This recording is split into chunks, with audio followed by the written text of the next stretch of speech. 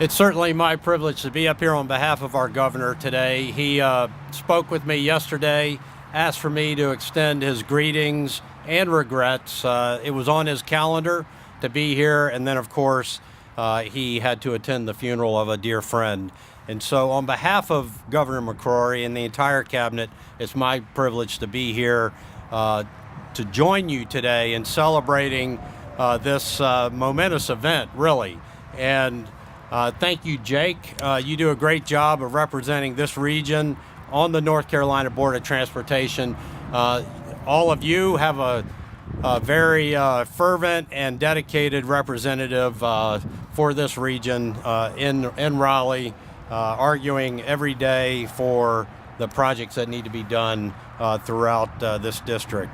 I also want to thank our team members for their hard work to plan this event and complete this project, which plays such an important role on a regional, statewide, and even national scale, as Congressman Watt just mentioned. And thank you, Congressman, for those remarks. In particular, I want to thank Division 9 Engineer Pat Ivy. Pat, where are you? You're behind me? Okay. Let's give Pat a round of applause. He works very hard.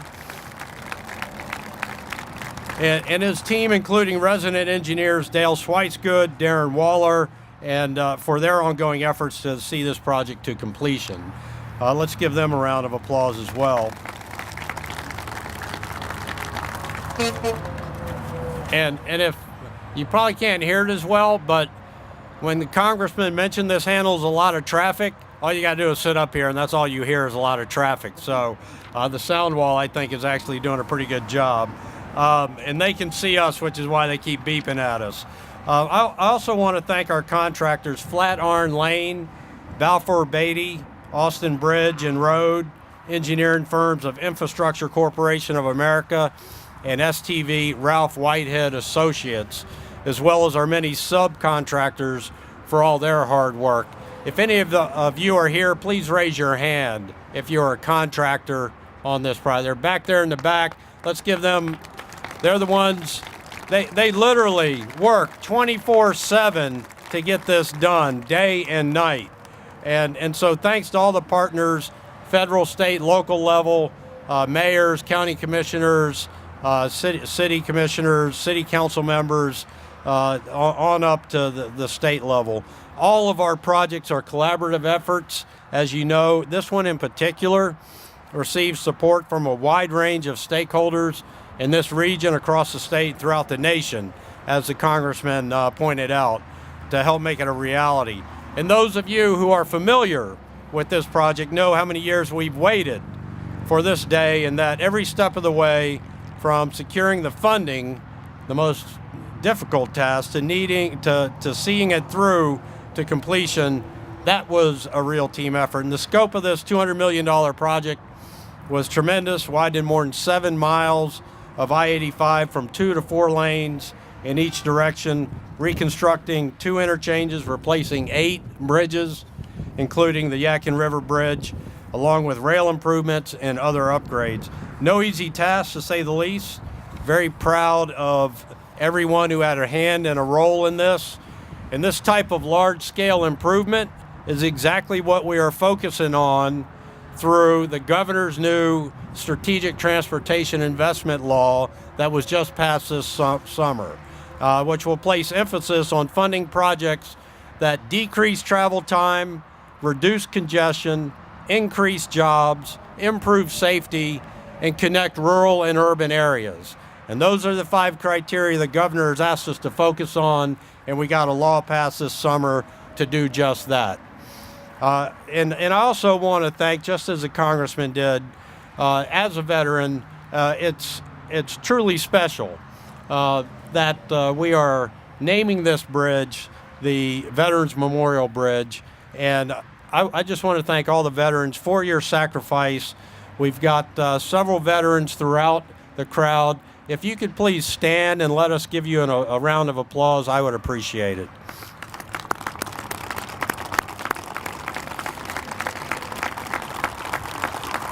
Thank you very much for your service.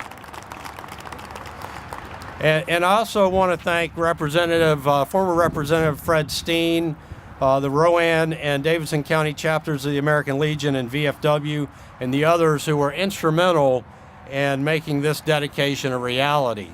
The naming of the bridges is a significant honor that the North Carolina Department of Transportation reserves for those who have shown tremendous service to our state or who have fallen in the line of duty. And because veterans, past and present, have allowed all North Carolinians to live free and connect with their dreams, it is only fitting that we honor our veterans with the naming of this bridge as the Yadkin River Veterans Memorial Bridge. And while all our highways and bridges are important, this one is especially significant. It's a critical link that is essential to mobility, to connecting this region and our state and East Coast to opportunities, to ensure we have the infrastructure in place to meet logistics needs and attract new businesses, and ultimately to supporting and generating new jobs for economic growth throughout North Carolina. The Congressman gave you all the stats about where we are today. 60,000 vehicles to over 100,000 in 15 years, traveling daily on this road, and it being the strategic connector along the eastern seaboard. We need to leverage all the opportunities that this strategic corridor offers. And to do that, we must ensure that people and goods can travel along it safely. And already the safety statistics have improved dramatically along this road, and we are not impeded by outdated bridges as this was and bottlenecks as this created. And we're already seeing the payoff in years of hard work, as I just mentioned. The project has offered a tremendous boost to the local economy, and at peak construction, more than 200 crew members who we just recognized work 24 hours a day, 6 to 7 days a week to complete the Veterans Memorial Bridge in just 14 months. That's pretty significant. And many of those who worked on the project stayed here, lived here, worshiped here, went to school here, had their children here, and lived within the communities. And so today we have a much safer, wider bridge, straighter alignment, improved sight distance, and emergency crews have already told us that there's a decrease in accidents and shortened response times, which is really of the utmost importance. This part is, the best part is that this benefits all of us. Now that the bridges are complete, the widening is complete, we will continue to enhance this region and part of our state. And these beautiful bridges will remind us of the service and selfless dedication of our veterans, and thanks to all of our veterans whom we honor today and every day with the naming of this bridge. Thank you very much.